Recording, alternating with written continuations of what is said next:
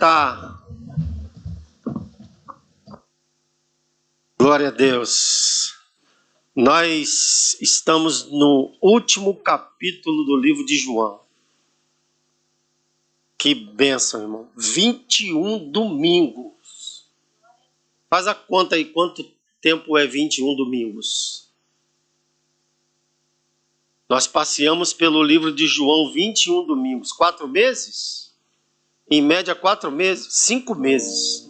5 meses pregando no livro de João. Essa foi uma experiência que vocês nunca vão esquecer. Eu me lembro quando eu tinha 15 anos mais ou menos, meu primeiro pastor, fez uma série de conferências do Salmo 103. Bendize, ó minha alma, ao Senhor, e tudo que é em mim, bendiga o teu santo nome. Bendize, ó minha alma, ao Senhor, e não se esqueça de nenhum dos seus benefícios. Se você quiser, eu falo esse salmo todinho aqui, Salmo 103. E eu nunca esqueci dessa série de conferências. Era só o Salmo 103, todo domingo. Cada domingo uma palavra diferente, mas Salmo 103. Eu nunca esqueci. Então vocês nunca vão esquecer daquilo que foi pregado no livro de João. Vai estar guardado e o Espírito Santo vai trazer à mente de vocês. Então nós vamos praticar isso também no ano de 2026. A partir de janeiro nós vamos dar uma pausa. E a partir de janeiro nós vamos entrar no livro de Atos dos Apóstolos. Vai ser todo Atos dos Apóstolos. Nós vamos passear por todo o Novo Testamento primeiro, depois vamos pegar alguns livros do Velho Testamento, para que vocês comecem a entender algumas coisas que às vezes você lê na Bíblia e eu também, e você fala, mas por que isso aqui está assim? Por que foi escrito assim? Qual era a época? Qual era o tempo? Você vai conhecer outras traduções, e aí o pastor ou o pregador que estiver aqui, que tem gente aqui preparado para isso, vai dizer, olha, no original está escrito assim, a conotação é essa, foi adaptado para o português, mas no original é assim. E aí vai enriquecendo, porque você não pode conhecer o Deus da Bíblia sem antes conhecer a Bíblia de Deus. É impossível. Por isso que tem um monte de gente raso por aí, sendo levado pelo vento. Qualquer ventinho, qualquer enxurrada, leva. Fica trocando de igreja toda hora. É magoado, é ferido. Qualquer coisa fere. Falta de profundidade na palavra. A hora que nós aprendemos que Jesus não prometeu vida fácil para ninguém, Ele prometeu vida eterna, e que o reino de Deus é tomado à força, e que nós devemos servi-lo sob quaisquer circunstâncias, independente. Sabe? Aquelas palavras do casamento, não é brincadeira não, foi instituída por Deus. Na alegria, na tristeza, na doença ou na saúde, na riqueza ou na pobreza. O nível do relacionamento com Deus é muito maior que esse. Sob quaisquer circunstâncias. Nós não podemos adorar a Deus ou ser feliz só quando tem comida na panela, quando tem casaco para se aquecer do frio, quando tem emprego, dinheiro na conta. A nossa felicidade não pode depender das coisas que perecem. Nossa felicidade tem que estar em Cristo. A gente pode ficar triste. A tristeza, a angústia é inerente do ser humano. Pode até passar pela nossa cabeça em pensar em desistir. Mas a gente não pode se dar o luxo disso. Voltar atrás, nunca mais. E a mensagem de hoje é sobre isso. O título da mensagem de hoje é O amor que restaura e reacende o propósito. Talvez você entrou aqui nessa manhã um pouco desiludido. Eu costumo dizer que quem tem mais de 10 anos de igreja foi ferido. Ou foi ou está. Porque são muitas as batalhas. São muitos os ataques, tanto espirituais quanto humanos. Já houve batalhas na minha vida que eu falei assim: eu venci a mim mesmo, eu venci o inferno, mas perdi para os crentes. Vou pregar em outro lugar. Então, nós somos atacados de todas as formas. Mas nós não podemos nos dar por vencidos. Porque a Bíblia diz que aquele que põe a mão no arado e olha para trás, ou volta para trás, a minha alma não tem prazer nele. Você já pensou a sua esposa ou seu esposo olhar para você e falar assim: eu não tenho prazer em você? Será que vai doer? Imagine Deus falando: eu não tenho prazer em você. Porque você voltou, você olhou para trás.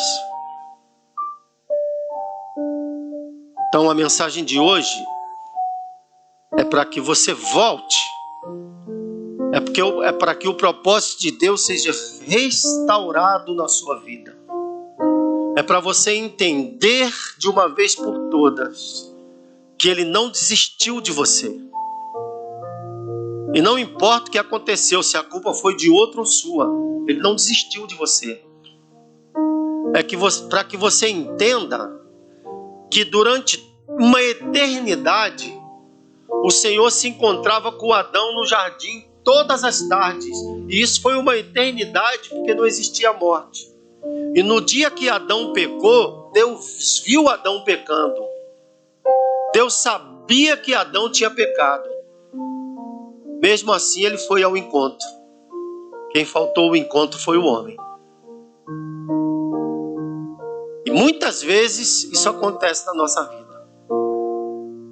Acontece um deslize, uma falha ou uma decepção, a gente abandona o banco da praça. E Deus vai lá e a gente não está lá. E foi isso que aconteceu com os discípulos em João capítulo 21. Vamos ler? João 21.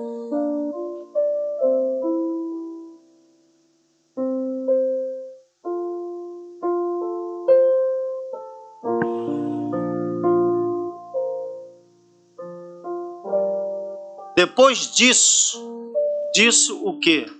Do que nós pregamos domingo passado.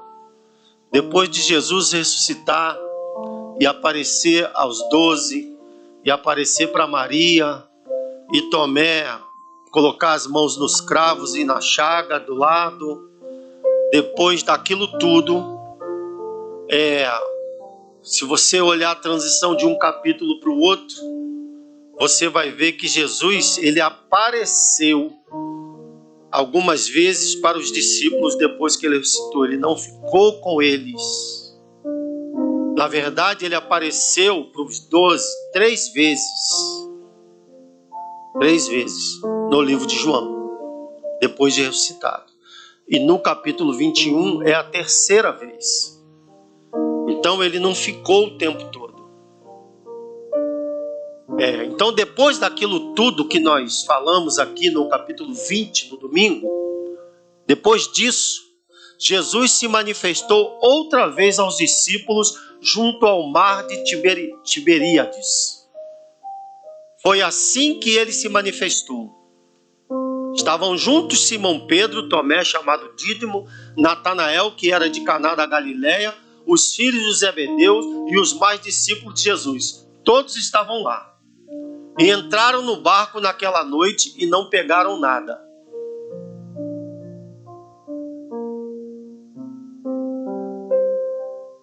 Simão Pedro disse aos outros: vou pescar.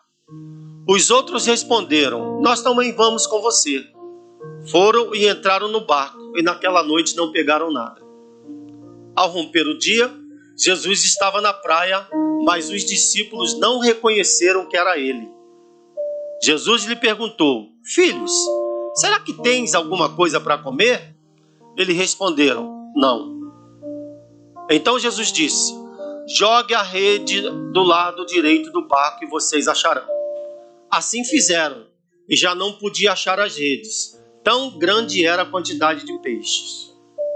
E o discípulo a quem Jesus amava disse a Pedro: é o Senhor. Simão Pedro, ouvindo que era o Senhor, cingiu-se com a sua túnica, porque tinha tirado a roupa, e lançou-se ao mar.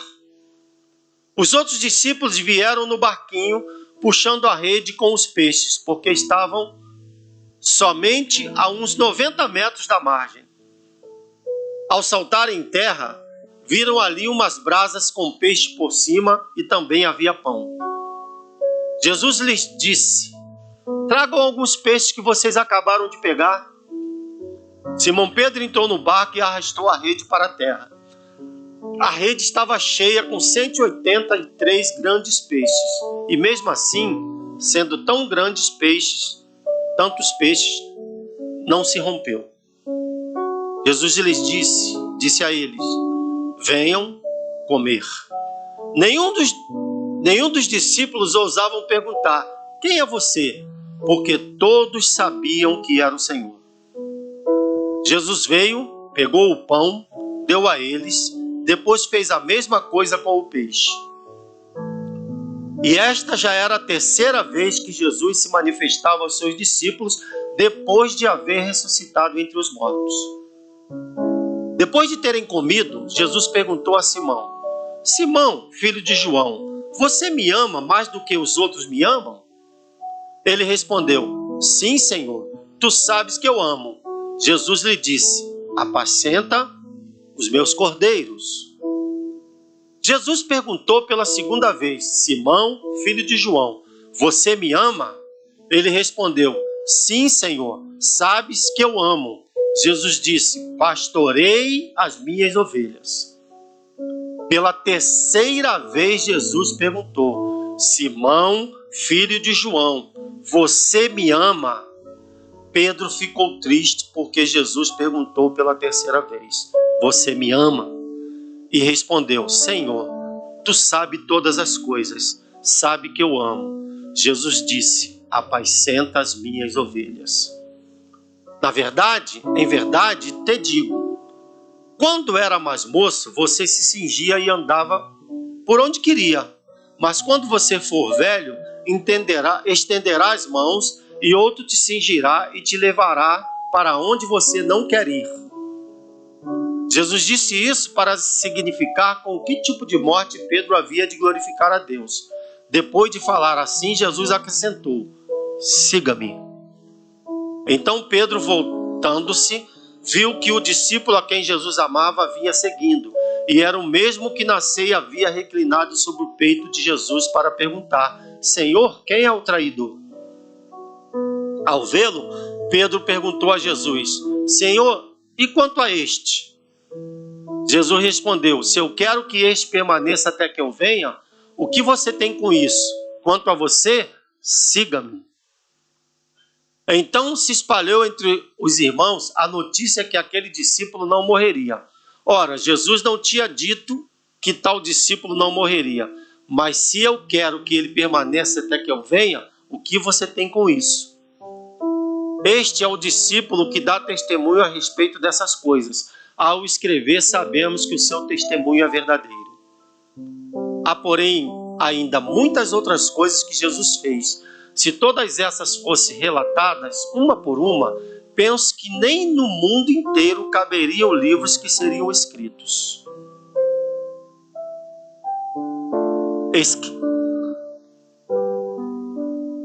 Amém.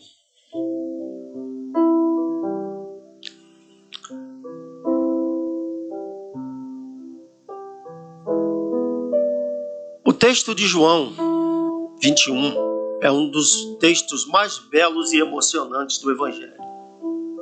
Eu chamo João 21 o capítulo da restauração. Eu chamo o capítulo do retorno. É como que se vários soldados fossem para a guerra, fossem feridos, e agora eles estavam sendo restaurados, estavam se tornando aptos para voltar. Ou o jogador de futebol muito bom, que se contundiu e foi ao tratamento médico, à fisioterapia, e agora ele está voltando aos primeiros treinos, voltando ao primeiro jogo, vai jogar os primeiros 30 minutos. E imagine a alegria desse cidadão retornando aquilo que ele foi chamado para fazer, aquilo que ele dedicou a sua vida para fazer. Então, esse capítulo é justamente, fala sobre isso, o amor que restaura. Jesus havia ressuscitado e era a terceira vez que ele aparecia para os seus discípulos. Os discípulos já tinham visto o sepulcro vazio, os discípulos já tinham visto Jesus ressuscitar, os discípulos já tinham visto Jesus aparecer entre eles 2 vezes. Tomé já tinha tocado em Jesus nas chagas e nos pregos, nas mãos furadas, mas eles ainda estavam perdidos. Eles ainda não tinham assimilado o que aconteceu. Porque Jesus não ficou naqueles dias permanente com eles. Talvez de propósito para que maturasse, para que eles pudessem ser curados para o propósito que Jesus tinha. Interessante que no capítulo 13, nós já pregamos sobre isso, quando Jesus disse lá na mesa, um de vós há de me trair, todos os discípulos se colocaram na posição de possíveis traidores, de candidato a traidores, quando eles disseram assim, porventura sou eu, Senhor? Se eu chegar e falar assim, um de vocês aqui vai me roubar, e se todos falarem assim, será que sou eu?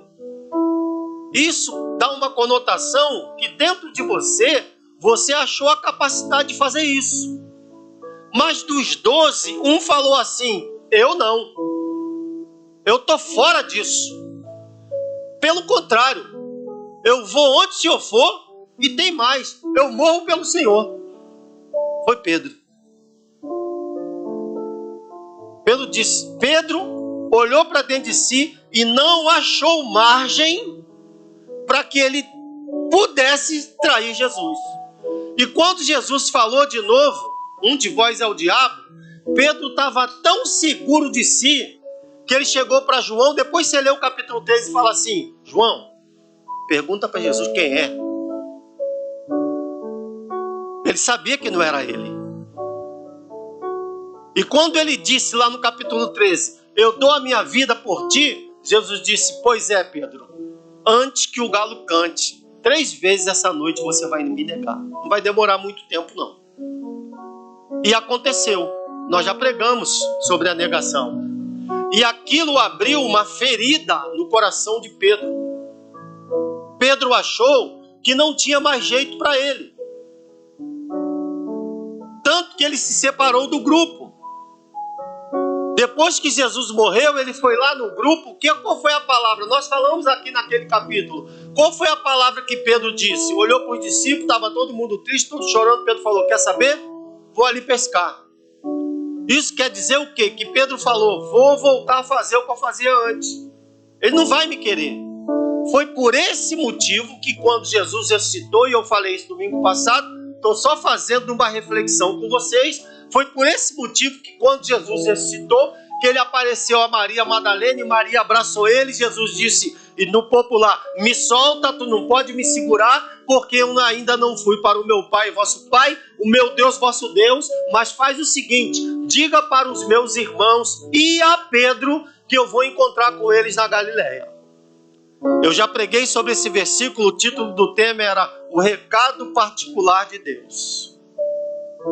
Se Jesus não manda esse recado particular para Pedro, e Maria chega lá no meio do grupo e disse: eu vi o Senhor e ele mandou encontrar a gente na Galileia. Gente, onde foi o sepulcro até a Galileia, dava cerca de quase 100 quilômetros. E se Maria dá somente esse recado, simples, ipsilítere, Jesus mandou vocês se encontrar com eles na Galileia. Vocês acham que Pedro iria? Sim ou não? Depois de saber que Jesus viu ele negando ele, que a Bíblia diz que na terceira vez os olhos dele se encontraram, e Pedro saiu de lá correndo, chorando amargamente. Então, a cabeça de Pedro, e talvez com uma ajudinha dos demônios, disse assim: para tu acabou, deu para você. Ele perdeu a esperança. Foi por isso que Jesus mandou um recado para ele: diga para os meus irmãos e a Pedro. Esse recado, Jesus quis dizer assim: Pedro vai entender que eu não desisti dele, mesmo ele feito o que fez.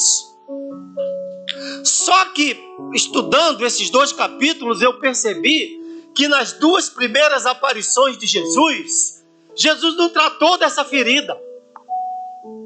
Jesus não tocou no assunto.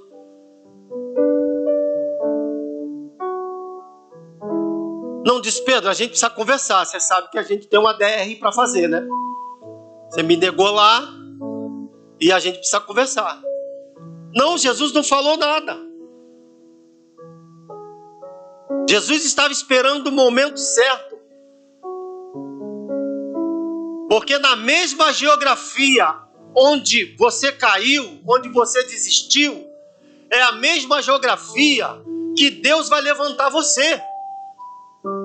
Ele vai preparar um ambiente para dizer para você que ele não desistiu de você e que ele vai reacender a chama novamente. E se você está aqui hoje, nessa manhã, eu tenho certeza que esse ambiente foi preparado hoje para que Deus diga para você: eu te quero de volta. Porque a glória da segunda casa será maior do que a primeira. E não importa o que aconteceu. Não importa se a culpa foi sua ou de outro. Siga o conselho de Paulo, que escreveu através do Espírito Santo: deixando as coisas que para trás ficaram, prossigo para o alvo. Então, a palavra de Jesus para você hoje é: eu te quero de volta. Eu vou restaurar você. Aleluia. Você está me entendendo? Vou fazer igual o pastor Ulisses faz. Quem está comigo diz amém.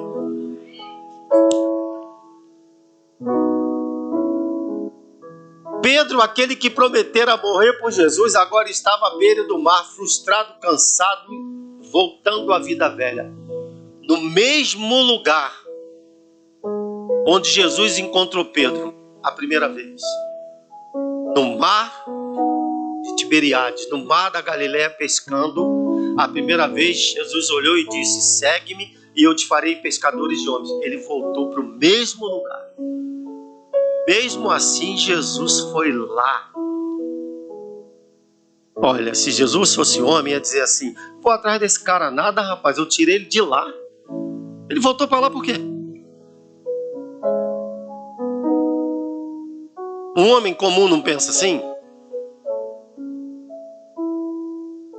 Você está compreendendo agora porque eu vou atrás da maioria de vocês? Porque eu não posso ser um homem comum.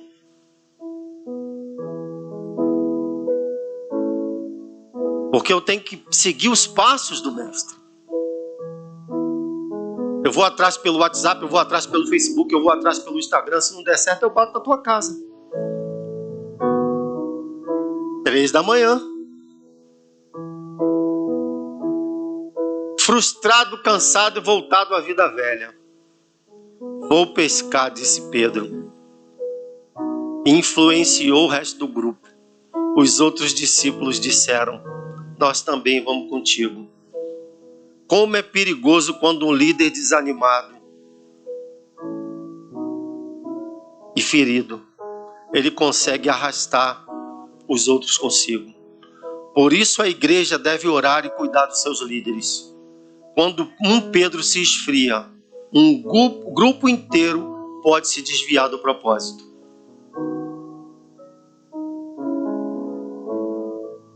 Quando alguém for levantado como líder aqui, essa pessoa tem que ter temor e tremor. E a igreja precisa olhar essa pessoa com olhos diferentes. Eu preciso orar por esse irmão, porque agora a responsabilidade dele é bem maior. E quanto mais o nível de responsabilidade no reino de Deus sobe, mais o nível de ataque do inferno sobe também.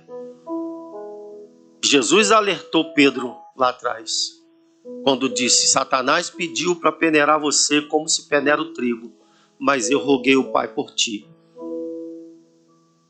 Ou você acha que você não é alvo do inferno? Ou você acha que o diabo, Satanás e os demônios vão deixar você em paz? Ou você acha mesmo que o diabo não vai querer você de volta? E ele é sujo, ele é baixo, ele vai usar até o pastor, se o pastor der lugar, para ferir você, para tentar tirar você da comunhão. E muitas vezes são abertas feridas dentro de nós. E nós passamos a negar o Senhor, abandonando o propósito para aquilo que nós somos chamados. Continuamos amando o Senhor, mas não o suficiente como Ele quer. E era isso que Jesus quis mostrar a Pedro e vai mostrar a nós nessa manhã. Jesus havia aparecido 2 vezes antes, mas a ferida da negação ainda não havia sido tratada. Pedro havia negado o mestre 3 vezes à beira de um braseiro. Agora, o texto diz que Jesus prepara outro braseiro. Mas este não é o braseiro da culpa, é o braseiro da restauração. O braseiro da vergonha foi preparado pelos homens, mas o braseiro da graça é preparado pelo próprio Jesus. Eu quero dizer que você precisa acreditar nessa manhã que Jesus está aqui e preparou um braseiro chamado graça para a tua vida. Pare de se depreciar. Pare de se culpar. Ele trouxe você aqui para dizer: eu quero você de volta.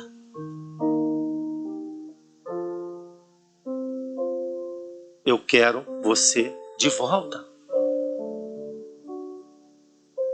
Não importa o quanto você foi humilhado. E não importa o que você fez. Eu vou repetir. Não importa se a culpa é de outro ou se a culpa é sua que fez você parar e abandonar todo o propósito que Deus tem na sua vida. O que importa é que Ele te trouxe aqui para dizer: eu te trouxe aqui para restaurar você. E preparei esse ambiente nessa manhã para isso. O braseiro da graça está aqui. O braseiro dos homens que cheirava a carvão, que cheirava a fumaça, medo e vergonha, foi transformado por um braseiro que cheirava pão e peixe. Alimento de Jesus para as nossas vidas.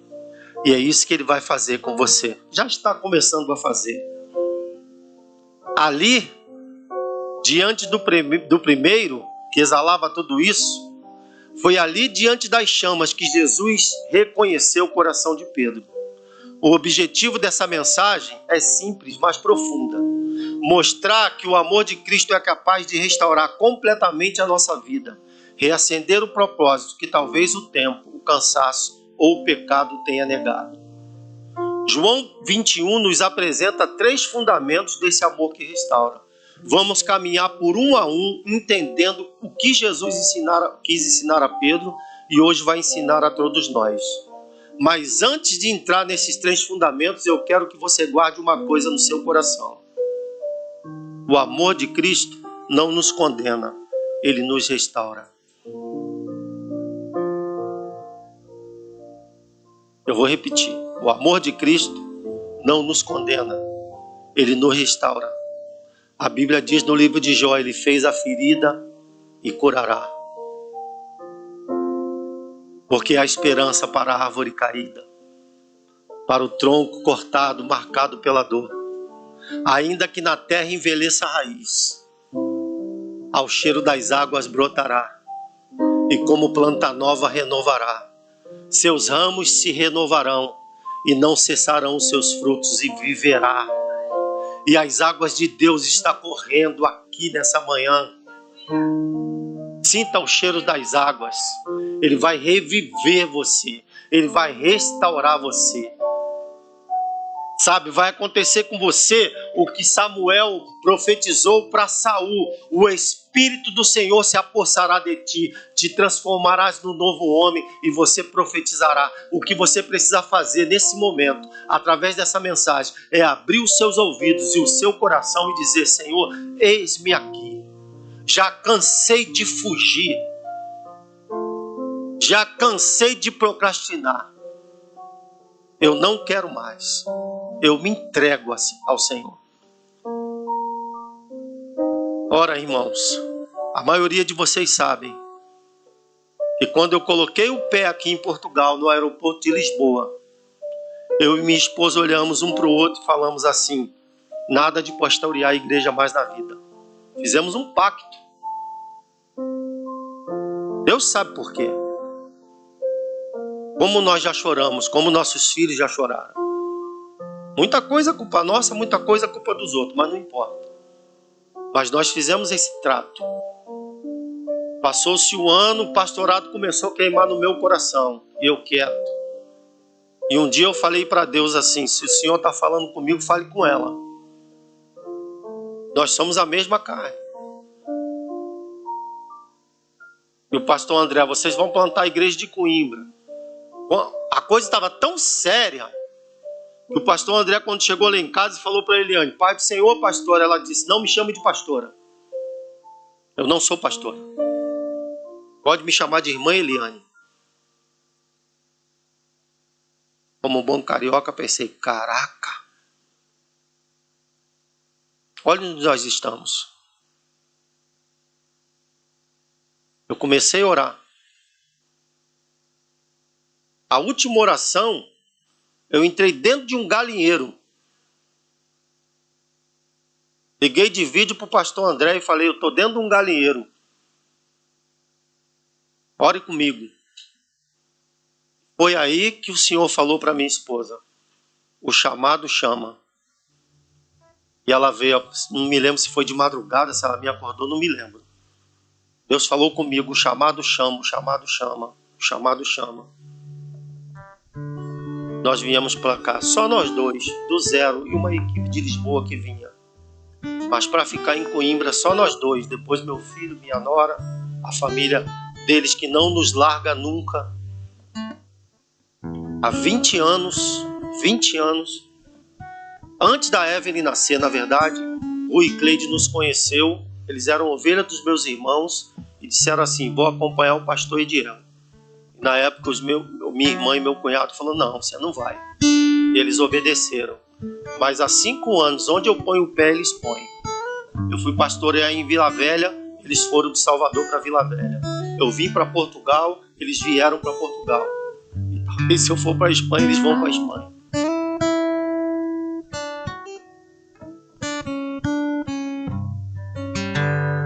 E é isso. Ele quer restaurar você. Você precisa abrir o coração. O primeiro fundamento: o propósito da pergunta e o amor que redime o propósito. Por que que Jesus perguntou a Pedro: tu me amas? Pedro não disse lá no capítulo 13? Eu não, eu estou fora. eu dou a minha vida por ti. Onde tu botar o pé, eu coloco. Fugiu, todo mundo fugiu, não foi só ele. Ficou acompanhando de longe e na primeira oportunidade que teve, negou, porque a verdade é que Jesus foi preso e estavam procurando seus discípulos para prender também. É só você observar o diálogo de Pilatos com Jesus, quando Pilatos perguntava: cadê teus discípulos? O sumo sacerdote perguntava: cadê teus discípulos? Eles estavam procurando os discípulos para prenderem também. Todos se esconderam. E quando eles reconheceram Pedro diante daquele braseiro, ele pensou: que nada, meu irmão, se eu falar eu estou frito. E ele negou. E pela terceira vez Jesus olhou para Pedro. E a Bíblia diz que ele saiu de lá e chorou amargamente. A ferida se abriu. E aí Pedro achava que tinha um amor por Jesus, que na verdade ele não tinha aquele amor. E Jesus precisava mostrar para Pedro, Wanderson, qual era o tipo de amor que precisava ter. E Deus vai mostrar para nós agora qual é o tipo de amor que Ele quer que você tenha por Ele. Porque existe 3 tipos de amores. Eros no grego, que é o amor que eu tenho pela minha esposa.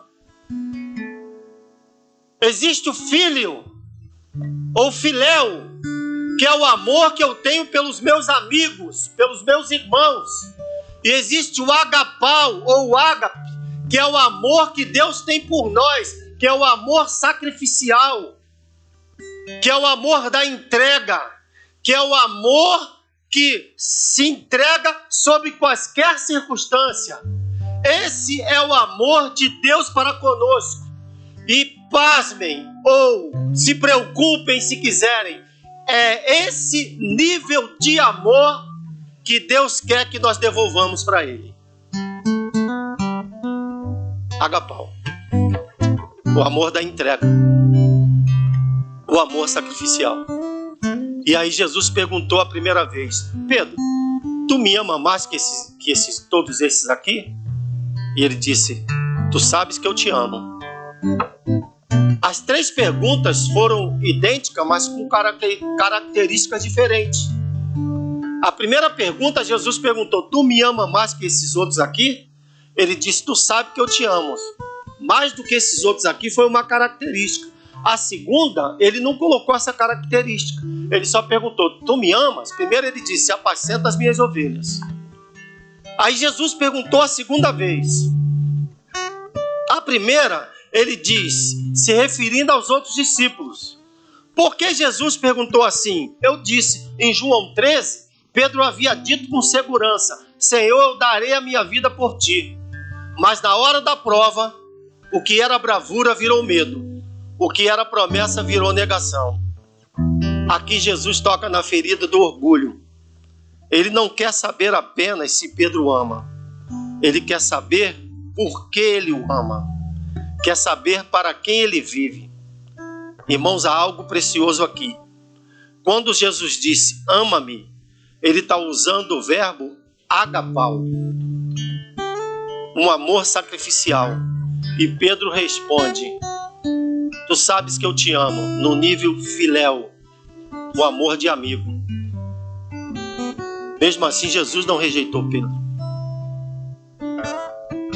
O agapau é o amor incondicional, sacrificial, divino. O filéu é o amor da amizade, humano e limitado. Jesus estava no nível do amor de Deus, do amor agapau, e Pedro estava no nível do amor filéu. Do amor, tu sabes que eu te amo. Mas não ao ponto de dar minha vida por ti, como ele achava. Pedro não tinha coragem de dizer, eu te amo com o amor divino, porque ele sabia que não estava nesse lugar. Mas Jesus não o rejeita por isso. Ele começa a trabalhar no coração do discípulo, até que o filéu se torne agapau. O amor verdadeiro de Cristo redime o nosso propósito. O segundo fundamento, o que fazer a partir desse amor? O amor que nos move à ação. Apacenta os meus cordeiros, cuida das minhas ovelhas. Jesus não pede que Pedro apenas sinta algo, mas que faça algo. O amor de Cristo não é mais que emoção. Prestem bem atenção. O amor de Cristo não é emoção. Eu sei que a gente vem para a igreja e no começo a pregação toca no nosso coração, a gente chora, o ambiente é propício, o Espírito Santo toca na gente, convence que nós somos pecadores, os louvores tocam no nosso coração, a atmosfera é boa, sabe? É tudo mil maravilhas, o povo abraça, beija. Nós somos envolvidos por emoção, a gente decide aceitar Jesus, a gente vai para o grupo da classe dos novos convertidos, a gente vai para o grupo de batismo, a gente decide se batizar e a gente acha que tudo é flores, que tudo é mil maravilhas, mas olha, preste bem atenção, não é assim. A Bíblia diz que o reino de Deus é tomado à força e o amor de Cristo não é movido por emoção. O amor de Cristo é movido por propósito, é movido por missão. O amor de Cristo é colocar a faca no dente e ir fazer mesmo sem vontade. É ir mesmo sem querer. É frio ou chovendo. É sol ou calor. É sol ou chuva. É triste ou feliz. É com dinheiro ou sem dinheiro. Sabe? Como já aconteceu com a gente, né, amor? Amor, acho que a gasolina vai acabar. Não tem problema não. Se acabar, a gente corta o carro e continua a pé. Mas a gente não vai voltar por causa disso. Primeiro por nós, que a gente precisa. E segundo por aqueles que vão nos ouvir. Eu não vou ficar sentado chorando. Por que, Deus? Se eu vou fazer a tua obra porque meu tanque não está cheio. Se o meu tanque não está cheio, é porque Ele quer que eu ande a pé. Ele quer que eu quer ver até onde eu vou por Ele. Para que quando o meu tanque nunca mais ficar vazio, eu entender que eu estou acima de todas essas coisas. Que não dependo dessas coisas para fazer a obra de Deus, para cuidar de pessoas, para ter um grupo de vida na minha casa, para ser anfitrião, para abrir a minha casa para um grupo de vida. Eu não dependo dessas coisas mais. Eu estou acima de todas essas coisas. Que eu tenha a capacidade de amar aquele irmão que me feriu, que eu percebo que ele não gosta de mim, que ele fala mal de mim, mas eu não estou nem aí, porque o amor de Cristo me constrange a amá-lo. E eu quero que ele vá para o céu comigo. Então Jesus estava no nível do amor divino, do amor sacrificial, do amor incondicional. E Pedro estava no nível do amor da amizade, do phileo. E o amor de Cristo não é emoção, é missão. Quem ama serve, quem ama cuida, quem ama se doa. Jesus estava dizendo: Pedro, tu me amas? Então ama o que eu amo, cuida do que é meu, alimenta o meu povo. Esse é o segundo nível do amor. O amor que se transforma em ação. Aqui está o princípio reformado e profundo. A fé que justifica é a mesma fé que trabalha pelo amor. O verdadeiro amor sempre se manifesta em serviço ao próximo. Presta atenção, irmãos, que eu vou falar. Alguém pode trabalhar até sem amor, mas não dura muito tempo, não. Mas quem ama não consegue ficar sem trabalhar. Quem ama não consegue parar de servir. Quem ama se apresenta. Quem ama diz: eis-me aqui. Deus pediu alguma coisa em Isaías capítulo 6. Deus falou: Isaías, eu quero você. No ano em que morreu o rei Uzias, eu vi o Senhor assentado no alto sublime trono. E tinha um querubim voando, e ele tinha 6 asas. 2 voavam, 2 cobriam os pés, 2 cobriam o rosto. E da voz do trono saiu uma voz: Santo, Santo, Santo é o Senhor dos Exércitos, e toda a terra está cheia da sua glória.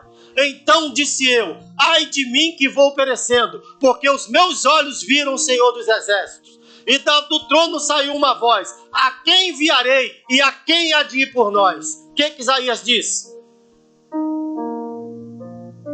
Ele foi convocado? Ele foi chamado? Mas o que ele disse? Eis-me aqui. Por que Isaías disse isso? Porque ele amava. Como Isaías era um profeta messiânico, isso traz a alusão ao próprio Cristo, que se ofereceu, que se apresentou para morrer por você, por mim, por todos nós.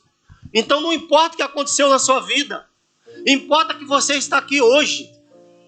E ele preparou o ambiente para dizer para você: tu me ama? Então volta para fazer o que você fazia antes. Volta para o propósito. Eu vou reacender novamente o propósito do seu coração. Para de fazer as coisas que você está fazendo. Abandona essa rede velha. Sai desse lugar que eu te tirei. Foi isso que Jesus foi lá fazer com os discípulos no mar. Tirar eles do lugar que eles voltaram. Eles voltaram para o início. E no Evangelho não importa como você começa, importa como você termina. O verdadeiro amor sempre se manifesta no serviço ao próximo. O terceiro fundamento: como expressar esse amor? O amor que se expressa na entrega total. Versículo 17 a 19. Pela terceira vez, Jesus insiste na pergunta: Pedro, tu me ama? E Pedro se entristece. Por que Pedro não se entristeceu na primeira e na segunda? Por que ele se entristeceu na terceira vez? Porque ele percebeu que Jesus sabia o que Pedro já tinha percebido. Eu não amo o suficiente como eu achava que amava. Eu amo como amigo. Eu amo como meu Salvador. Quantos de nós, todos nós, podemos estar exatamente nesse nível? Porque se eu perguntar a você aqui, você ama Jesus? Você vai dizer: amo. Amo. Mas quantas coisas a gente negligencia? Hoje está frio. Hoje está chovendo. Hoje eu estou cansado. Hoje eu estou apertado financeiramente. Hoje eu estou com raiva. Hoje eu estou chateado. Todas as coisas inerentes ao ser humano, que não tem nada a ver com o diabo. Eu acho que de vez em quando o diabo vai lá no céu e fala assim: ó, aquilo ali não tem nada a ver com aquilo não, viu? O senhor sabe. Porque o nosso pior inimigo, o meu pior inimigo, sou eu mesmo. Por isso que Jesus falou: quem quiser vir após mim, negue-se a si mesmo, toma a tua cruz e siga-me. Ele se entristeceu na terceira pergunta porque ele percebeu que ele não amava Jesus do jeito que Jesus precisava ser amado, ou queria ser amado. Aí ele disse: Senhor, tu sabes de todas as coisas, tu sabes que eu te amo. Aí de novo Jesus disse: apacenta as minhas ovelhas, segue-me. A palavra seguir fecha o ciclo que começou lá no primeiro encontro à beira do mesmo mar em Lucas 5. Lá Jesus disse: segue-me e eu te farei pescador de homens. Agora ele diz de novo: segue-me. Mas agora o convite não é para começar, é para permanecer fiel até o fim. Você está me entendendo? Por que Deus te trouxe aqui hoje? Não é para você recomeçar. É para você permanecer fiel. É para você sair desse lugar onde eu já estive também. De justificativa. de motivos, de razões, que até talvez você tenha, mas não vai te levar a nada. Só vai parar você. Pedro tinha razão. Pedro podia falar assim: Senhor, tu sabe que se eu falasse que eu era teu discípulo, o que ia acontecer comigo? Por isso que eu neguei. Ele tinha razão? Ele tinha razão. Mas não é sobre isso. É sobre voltar atrás. É sobre voltar às velhas práticas. É sobre parar com tudo. É sobre abandonar tudo. É sobre ouvir essa voz satânica que o diabo está tentando colocar nessa geração de hoje, que está até alcançando os mais velhos. Tem uma voz satânica que saiu lá do inferno, uma frase miserável, que está soando nos ouvidos dos jovens e está pegando até os mais velhos. Eu não preciso de igreja. Eu posso servir a Deus em casa. Eu vou na igreja de vez em quando, a hora que eu quiser. É assim que a Bíblia diz? Não. Igreja é o corpo de Cristo. É imperfeito? Porque é feita pelos homens. Mas a Bíblia diz que o amor é o vínculo da perfeição. É aqui que o ferro se afia com o ferro. É aqui que a gente demonstra o amor. É aqui que a gente ora. É aqui que a gente louva. É aqui que a gente se cuida. É aqui que nós vamos subir para a glória juntos. É na igreja, é aqui que é a comunhão. É aqui que é repartido o corpo de Cristo.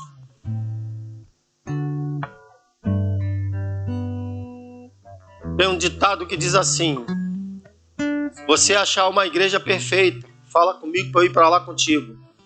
Eu falo diferente: se você achar uma igreja perfeita, não vai para lá não, senão você vai estragar ela. Não existe igreja perfeita. Perfeito é o Senhor. E Ele nos completa em Cristo. Bem?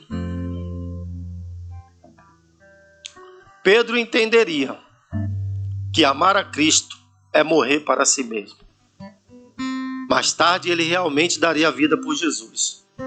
O mesmo que negara, agora seria o motivo da entrega total. Seguir a Cristo é amar até o fim. O verdadeiro amor não desiste, ele persevera. Do braseiro da culpa ao braseiro da graça. Irmãos, talvez eu ou você esteja como Pedro hoje aqui. Ferido, cansado, tentado a voltar a pescar, tentado a voltar ao que fazia antes, ou talvez já está nesse lugar, mas hoje Jesus está à beira do seu mar. Hoje Jesus preparou um braseiro para você. Hoje Ele já colocou pães e peixe. Hoje Ele só está esperando você. Hoje Ele está gritando: pegou alguma coisa? Não pegamos nada. Está entendendo que vocês dependem de mim? Está entendendo que sem mim você não pode fazer nada? Joga a rede do lado direito. Jogou. A rede veio cheia. Entendeu que é pela minha palavra que você vai sobreviver? Entendeu que é pela minha palavra que a provisão vem? Entendeu que é pela minha palavra que o teu sustento material, espiritual vem? Entendeu que é pela minha palavra que a tua família vai ser salva? Entendeu pela minha palavra que é que eu vou te levantar? Entendeu que é pela minha palavra que o teu casamento vai ser restaurado? Não importa se tua esposa quer o divórcio, se teu marido quer o divórcio, não importa se o papel esteja assinado, não importa. Não importa. A última palavra é de Deus. Não importa se o médico disse, tem até uma piada na internet, um velhinho falando assim: o médico me deu 30 dias de vida, eu fui lá e matei o médico, o juiz me condenou a 30 anos, ganhei 30 anos. É uma piada. Mas não importa se o médico falou que você está desenganado, a última palavra é do Senhor. O controle está na mão deles. Eles foram fazer por conta própria e passaram a noite toda tentando. E bastou uma palavra do mestre. Os peixes obedeceram e pularam na rede deles. Jesus estava mostrando que é por ele. Por isso que a Bíblia diz: por ele, por causa dele e para ele são todas as coisas. Todas as suas coisas. Todas as nossas coisas. É por ele por causa dele e para ele. Saia desse lugar. Aleluia. O fogo está aceso, o pão está preparado, o peixe está pronto. E ele pergunta: tu me amas? Não é uma pergunta para condenar, é um convite à restauração. Talvez você diga: Senhor, eu te amo, mas com um amor fraco. Jesus hoje responde: então vem, e eu te ensinarei a amar como eu te amo. O amor de Cristo me chama, me cura e me envia. O amor que reacende o propósito. Pedro falhou, mas Jesus não desistiu dele. O amor de Cristo não apenas cura as feridas, mas reconstrói destinos.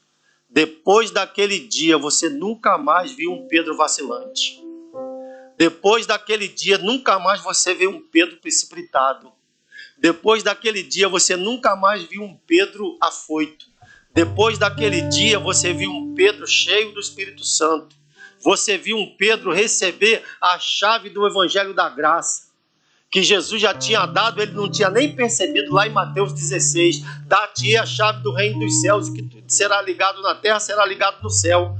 Ninguém entendeu. E Jesus deu uma chave para Pedro, naquele dia deu. Infelizmente, a doutrina romana diz que Pedro está lá no céu, na porta do portão do céu, portão de ouro com uma chave, para abrir ou fechar para as almas que merecem ou não merecem. Nada disso. Lá em Atos 2, quando o Espírito Santo desceu sobre o povo, que tinha gente de tudo quanto é lugar, que acharam que eles estavam bêbados, quem se levantou para pregar? Pedro. Pela primeira vez ouviu-se o Evangelho da Graça, do favor imerecido, que ia alcançar toda a humanidade. E foi Pedro que pregou, porque ele recebeu a chave lá em Mateus 16. E depois desse encontro de João 21, ele entendeu tudo isso.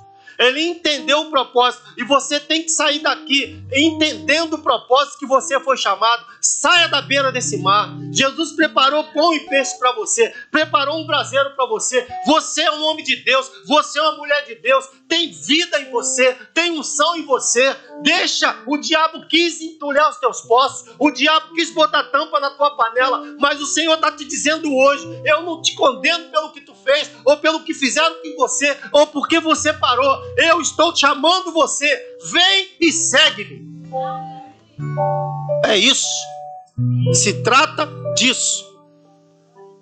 Aquele que negou 3 vezes foi também aquele que pregou 3.000 almas no dia do Pentecostes. O fracasso se tornou testemunho. A vergonha se transformou em missão. O mesmo Jesus está aqui perguntando a cada um de nós: tu me amas? Essa pergunta continua ecoando séculos por séculos. Não é para gerar culpas, é para reacender o propósito. Se você se afastou, se deixou o chamado, se o medo te paralisou, Jesus está hoje à beira do teu mar, chamando pelo teu nome. Ele não veio para te condenar, ele veio para te restaurar. Ele reacendeu o fogo da graça. E ele está dizendo: tu me ama? Então vem cuidar daquilo que eu te confiei. Hoje é o dia de voltar ao braseiro da graça. Sentir o calor do perdão, o sabor do pão, o cheiro da presença de Cristo na sua vida. O amor que restaura é o amor que me faz seguir. Porque quando o amor de Cristo nos alcança, ele não apenas perdoa, ele reacende o propósito. E quando o propósito é reacendido, nada mais nos prende à velha rede. Nada mais nos prende à velha vida. Queria que você ficasse de pé.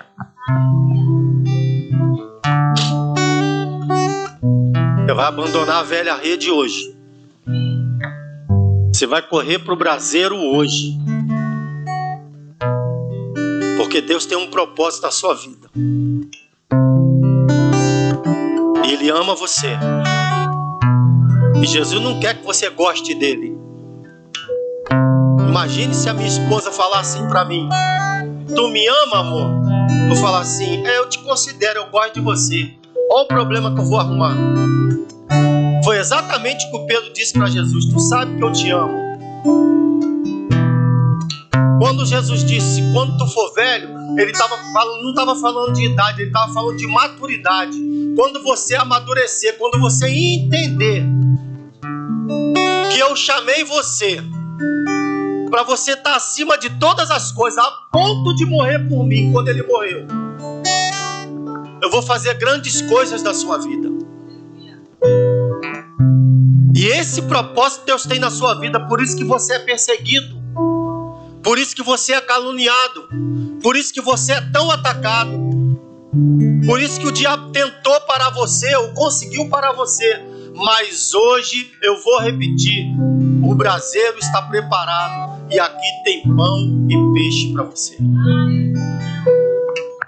Vamos adorar o Senhor.